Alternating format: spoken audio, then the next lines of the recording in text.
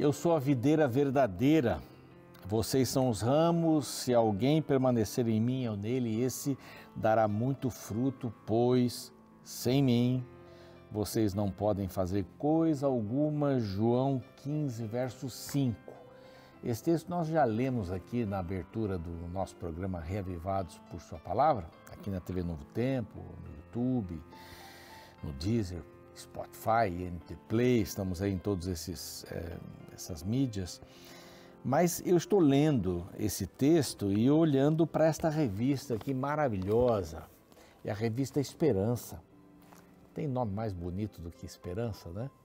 Olha só, Esperança, da Novo Tempo, essa revista fantástica, e tem uma porção de temas que essa revista aborda, são orientações da Palavra de Deus sobre diversos assuntos, né?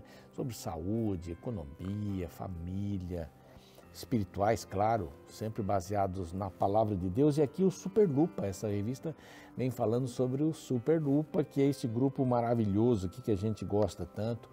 E o tema é Volta ao Mundo em 7 Dias, vai falar sobre a criação. E esse texto aqui vem falando sobre os planetas, as plantas, as raízes das plantas, tal. É muito interessante. Eu queria que você desse uma olhadinha rápida aqui. Acho que nós vamos ter um close aqui dessa revista. Ela é toda ilustrada, é ótima para as crianças, para os jovenzinhos, a pré-adolescência. Você vai gostar bastante que seus filhos leiam e aprendam a respeito da criação, né? Tanta coisa que se fala hoje por aí, é tão simples acreditar na palavra de Deus, né? Como a verdade, é o que a gente vai ver hoje aqui. E estamos vendo nesses dias, né? Jeremias falando a palavra de Deus, e o povo continuando a adorar os deuses lá das nações, deuses falsos que nem existem. Existiam apenas as esculturas e Satanás estava por trás de tudo isso aí. Mas essa revista é fantástica, há outros temas também da revista Esperança. Você pode pedir por este WhatsApp aqui, mande uma mensagem para este WhatsApp e diga assim: eu quero receber a revista Superlupa, essa revista que fala sobre a criação. É muito lindo, é um material muito gostoso para você poder estudar com sobrinhos, netos, filhos, amiguinhos dos seus filhos. Vai valer a pena. Faça hoje mesmo aí o seu pedido da revista Esperança Superlupa. Muito bem, nós queremos convidar você a estar com a gente aqui sempre, todos os dias, através da TV, através dos horários alternativos. 6 da manhã o programa é inédito, depois vem os horários alternativos. Nós temos também um canal no YouTube, muito frequentado, muito assistido. Temos mais de 500 mil de pessoas que nos seguem ali e gostaríamos de chegar a 1 milhão logo, não é? Vamos chegar, com a graça de Deus, para a glória de Deus. Muita gente estudando a palavra de Deus, um capítulo da Bíblia por dia. Esse é o nosso grande objetivo. Estamos ali no Reavivados por Sua Palavra NT, vai lá, se inscreva. Também estamos no NT Play, há outros conteúdos que você pode ver ali, além dos da televisão, da TV Novo Tempo. Também estamos no Deezer, no Spotify, para você ouvir enquanto estiver indo para as compras, para o trabalho, para a escola, para um passeio que seja, numa viagem, tá bom? Sempre a palavra de Deus. E um convite também para você estar engajado com a Novo Tempo, sendo um anjo da esperança. Temos aqui um outro WhatsApp. Você pode mandar uma mensagem para cá: eu quero saber mais a respeito disso. São pessoas que apoiam, além das orações, do envolvimento com outras pessoas, propagando a rede Novo Tempo. Então, são pessoas que, através das suas ofertas, nos ajudam a manter tudo isso que você está vendo aqui, tá bom? Vai ser muito bem-vindo, muito bem-vindo. Vamos para um rápido intervalo. Na volta, vamos então ao capítulo 27 de Jeremias. Saia daí. Eu vou estar esperando você.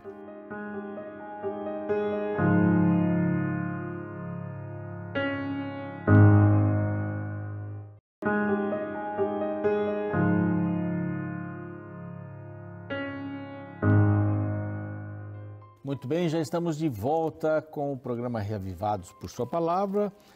estudando Jeremias, estamos vendo um bloco grande aqui do 25, Jeremias 25 até o 29, 4 experiências diferentes no ministério de Jeremias. No capítulo 25 ele fala de um segredo, 70 anos, mas vão voltar depois de 70 anos. Ele fala também sobre o juízo, nesse capítulo, contra Judá e o juízo contra as nações gentias também. É bem preciso nesse aspecto. No 26, vimos ontem, ele arrisca a sua vida, ele não tem medo. Deus disse, vai e fala. Ele foi e falou.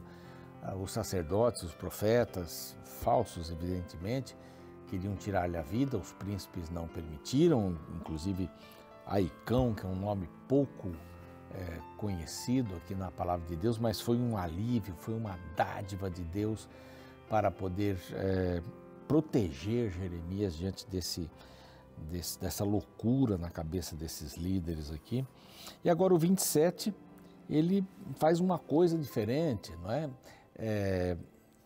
Nós temos aqui no livro de Ezequiel, Ezequiel faz várias ilustrações, né? Deus faz várias ilustrações através de Ezequiel, né? Pega a mala, sai para fora, faz um buraco na parede, coisas assim que vão, panela, vira de um lado, vira do outro para dormir, bem interessante. E aqui tem um exemplo bem lúdico, né? Um ensino, aliás, bem lúdico, que Jeremias participa com um jugo de boi. Algumas versões usam a palavra canzis, né? Mas são julgos, né? São julgos simbólicos aqui. E ele vai, através dessa ilustração, chamar a atenção de um grupo de pessoas. Bom, foi no princípio do reinado de Zedequias. Então já é 593. O que acontece aqui? Já vimos aqui que em 606, acho que ontem eu falei 609, né? 606, a primeira investida, Daniel é levado, o rei Joaquim e tal. Em 597, a segunda investida da Babilônia, e a terceira e última foi 586. Essa houve a destruição total, Jerusalém e tal, já era o rei Zedequias. Então, a gente já está vivendo esse tempo do rei Zedequias no capítulo 27, tá? É 593, está próximo, então já tinham passado as duas. Ele tinha levado vários utensílios do templo, não todos, mas na última vez levaria todos. Então Deus pede que ele faça uma coisa inusitada. Ele diz assim, assim me disse o Senhor. Eu já mencionei para você que neste livro aparece muito essa expressão, assim disse o Senhor me disse, mostrando que a palavra é do Senhor, a voz é do profeta, mas a palavra é do Senhor. E ele diz assim, faze correias e jugos, né, os canzis, e põe no pescoço. O jugo é aquele implemento que você coloca em 2 animais, né, ou num animal, e através de correias você coloca lá o arado, e o animal puxa o arado e você vai conduzindo lá o animal e o arado. Então, se são 2 animais, é um jugo para os dois, o jugo não pode ser nem muito apertado, nem muito solto ali, tem que estar assim, preciso, para não machucar o animal que leva. Então ele diz assim, o animal está subjugado ao seu senhor, né? Essa é a ideia. O jugo, quem manda não é animal, é o senhor, vira para cá, vira para lá, tal, vai para frente, né? E assim por diante. Então ele diz assim, e pega essas correias, além de você colocar no seu pescoço, você vai fazer alguns para dar de souvenir para as pessoas. Não era souvenir, mas essas ilustrações são importantíssimas para essas pessoas. Quem eram essas pessoas? Estavam numa reunião com o rei Zedequias, tramando uma batalha contra a Babilônia, né? Seria um levante, porque o próprio rei Zedequias foi colocado, nós já vimos isso, foi colocado por Nabucodonosor, né, para substituir Joaquim. Ele era tio de Josias, eu acredito, ou tio de Joaquim, não era na descendência, né, filho, mas ele o colocou como um fantoche ali para poder dirigir, mas ele queria reagir contra a Babilônia. E Deus tinha dito através de Jeremias, não faça isso, não lute contra, se entregue, não é? E aqui vem bem claro, olha a ideia que isso dá, envia esses jugos para o rei de Edom, de Moabe, de Amon, que depois se uniram, esses daí se uniram à Babilônia para derrubar Judá. Rei de Tiro, de Sidom, por intermédio dos mensageiros que vieram para essa reunião, eram ministros desses reinos, que vieram para a reunião de Zedequias para ver como é que nós vamos fazer para derrubar a Babilônia. E por fim, até alguns traíram aqui, estavam nessa reunião. E ele Deus disse, então você diga para esses mensageiros que entreguem esse jugo para os seus senhores, para os seus reis, com a seguinte mensagem: eu fiz a terra, eu sou o Criador, eu fiz a terra, o homem e os animais que estão sobre a face da terra, quer dizer, todos são submissos a mim. Deus já está falando isso, todos são submissos a mim. Eu tenho um grande poder, tudo isso no verso 5. Agora eu entregarei todas estas terras, verso 6, ao poder de Nabucodonosor, rei da Babilônia, meu servo, que é a segunda vez que ele chama de meu servo. E também lhe dei os animais do campo para que o sirvam. Todas as nações servirão a ele. Ele fala, a ele, ao seu filho e ao filho do seu filho. 3 gerações. 3 gerações. Todas essas nações, tá?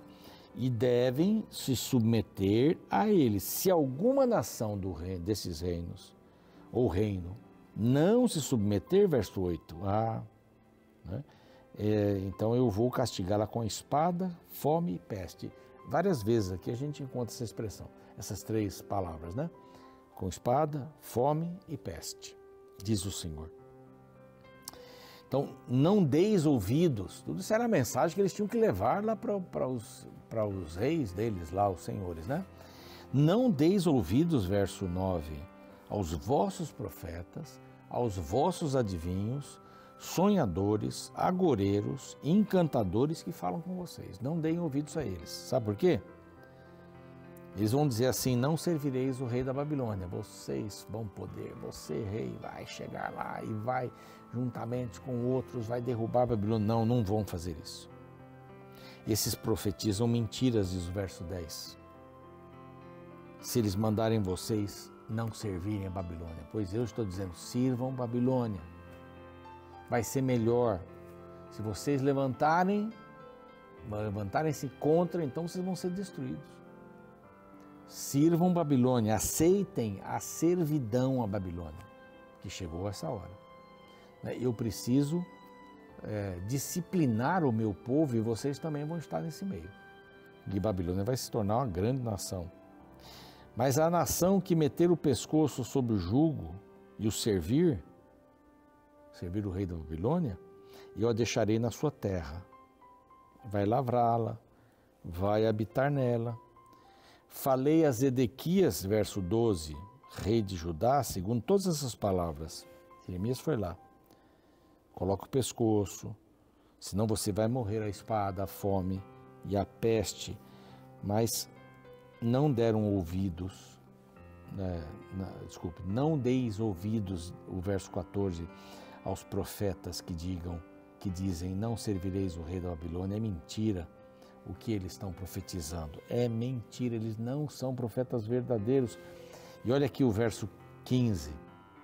Sabe por que vocês não devem ouvir esses profetas? Porque eu não os enviei. Eu não os enviei. Eles profetizam falsamente. Também os sacerdotes, não deis ouvidos às palavras dos vossos profetas, que vos profetizam, dizendo, eis que os utensílios da casa voltarão. Então, os sacerdotes também estão mentindo, que eles estão dizendo, não, os utensílios vão voltar. Não, vão ser tirados todos. Os que ficaram vão ser levados, não só aqueles. Então, que se cumpra essa palavra deles, que venham esses utensílios, mas não virão. E o verso 15, é bem claro aqui, não lhes deis ouvidos, servi ao rei da Babilônia e vivereis, porque se tornaria essa cidade em desolação. Não precisa fazer isso. Sabe, Deus tem usado de diversas formas para chamar a nossa atenção. Deus tem mostrado através da palavra o caminho que a gente tem que seguir. Ali nos preceitos dos 10 mandamentos e tantas outras orientações, Deus está lá, está falando para você. Não mentir, não roubar, coisas assim, que se desdobram, né? Esses mandamentos se desdobram. Mas a gente prefere ouvir as palavras. Não, não é bem assim. A gente prefere ouvir a ética situacional. Depende. Você vai mentir? Não, depende. Vai roubar? Não, depende. Depende da situação. Tá, o sim, sim, o não, não já não existe mais, né? E aqui diz assim, não ouçam. E agora a questão aqui são os utensílios, né? Se vão voltar, não vão voltar. Eles dizem, bom, então se esses profetas são verdadeiros, que profetizem. Quando é que eles vão voltar? Não, vão voltar logo. Então vamos esperar que eles voltem. E não voltariam.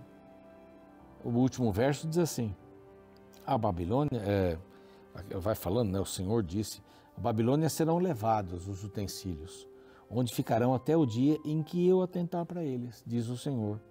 Então os farei trazer e os devolverei a esse lugar. Essa é uma questão minha. Não é uma questão de profeta fala, o profeta aí vai falar que não, os sacerdotes, não, vão voltar todos. Será que eles não estavam prestando atenção que Deus estava tirando o pé do acelerador, né? Lá em Ezequiel a gente vai ver algumas coisas bem interessantes, né? A glória do Senhor se vai, né? Ezequiel fala muito sobre a glória do Senhor, é o tema do livro, a glória do Senhor. E como a glória do Senhor vai saindo, né? Sai do Santíssimo, fica na porta, sai da porta e vai para o monte, vai embora.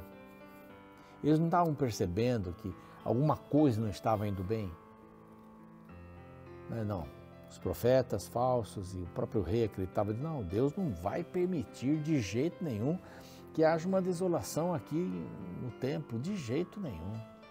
É como as profecias estão indicando o fim da história desse mundo. E as pessoas dizem, não, imagina, esse mundo não vai acabar assim, não. A gente está vendo que cada vez a coisa vai piorando. A Bíblia tem uma expressão que, traduzida da melhor forma, assim, é beco sem saída. Sabe o que é um beco sem saída? Você vai no labirinto, vai fazendo labirinto, depois você está num lugar onde não tem saída. E é assim que o mundo está vivendo. E Deus está dizendo, vai acabar a história deste mundo.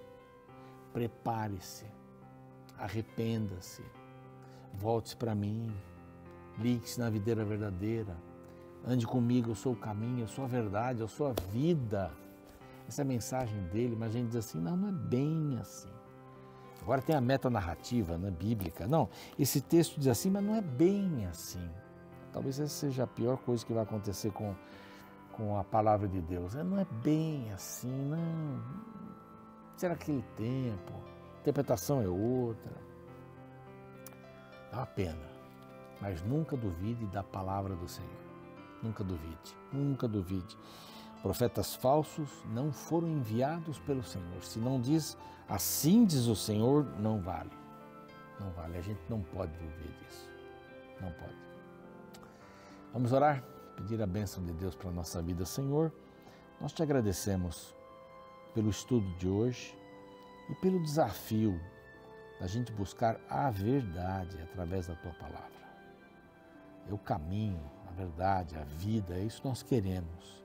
Nós queremos viver, queremos ter princípios, queremos estabelecer limites que são aqueles orientados pela Tua palavra. Que não vivamos nessa ética situacional, depende. A palavra disse não, sim, vamos em frente ou paramos. Que essa seja a nossa conduta, Pai. Mas mais do que isso, que o nosso coração esteja nas Tuas mãos.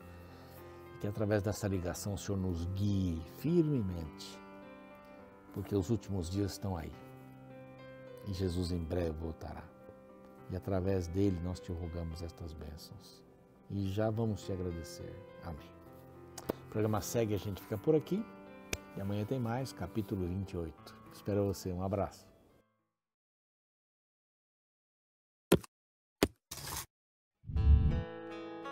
Existe um pensamento franciscano bem interessante que diz: saber recuar em tempo faz parte da coragem e da prudência. Sim, nem sempre seguir em frente é símbolo de inteligência. Em tempos de conflito, é necessário saber a hora de avançar e a hora de recuar. Um passo para frente ou para trás no momento errado pode significar a derrota completa de um exército. No contexto da Segunda Guerra Mundial, quando Hitler organizou suas tropas para tomar Stalingrado, se depararam com um grande clima gelado da Rússia. Os soldados alemães enfrentaram o rigoroso inverno de 40 graus abaixo de zero, repleto de geadas fortes, ventos cortantes e tempestades de neve. Pela insistência em avançar, dos 500 mil soldados enviados na missão, 350 mil morreram no meio do caminho. Quando perceberam que era hora de recuar, uma pequena porcentagem conseguiu retornar para a Alemanha. Como um escritor declarou, o general Inverno derrotou Hitler. Sim, eles foram derrotados pois ignoraram o momento de recuar. Há muito tempo atrás, o profeta Jeremias viveu em um intenso contexto de guerra. Babilônia surgia no cenário mundial dominando as principais nações. Um partido político de Jerusalém defendia que o povo deveria fazer aliança com outros povos para derrotar os babilônicos. Porém, Jeremias declarava que a vontade de Deus era que o povo recuasse de seus projetos militares e se rendesse ao inimigo. No capítulo 27, lemos o pedido divino para que o profeta fizesse um colar de madeira usado por um animal de carga chamado canzil e entregasse ao rei como símbolo da vontade de Deus, que era a rendição. Falei a Zedequias, rei de Judá, segundo todas estas palavras, dizendo: metei o pescoço no jugo do rei da Babilônia. Sirva-o a ele e ao seu povo, e vivereis. Por que morrerias tu e o teu povo à espada, à fome e de peste, como o Senhor disse com respeito à nação que não servira ao rei da Babilônia? Infelizmente, motivado pelo discurso triunfalista dos falsos profetas, o rei não atendeu ao pedido do profeta. Ele decidiu avançar com seus planos de guerra para enfrentar o inimigo. Mas tal decisão foi tola. Ao invés de recuar para preservar a vida, ele avançou em direção à destruição. E o resultado foi a morte de milhares de vidas que poderiam ser poupadas se houvesse mais sabedoria. Tais lições servem para nós também. Precisamos saber o tempo de recuar e rever nossos planos. Nem sempre ir em frente é sinal de sucesso. Existe muita sabedoria em voltar atrás e replanejar a rota. Como afirma um belo pensamento de Gabriela Mistral: dá-me, Senhor, a perseverança das ondas do mar, que fazem de cada recuo um ponto de partida para um novo avanço.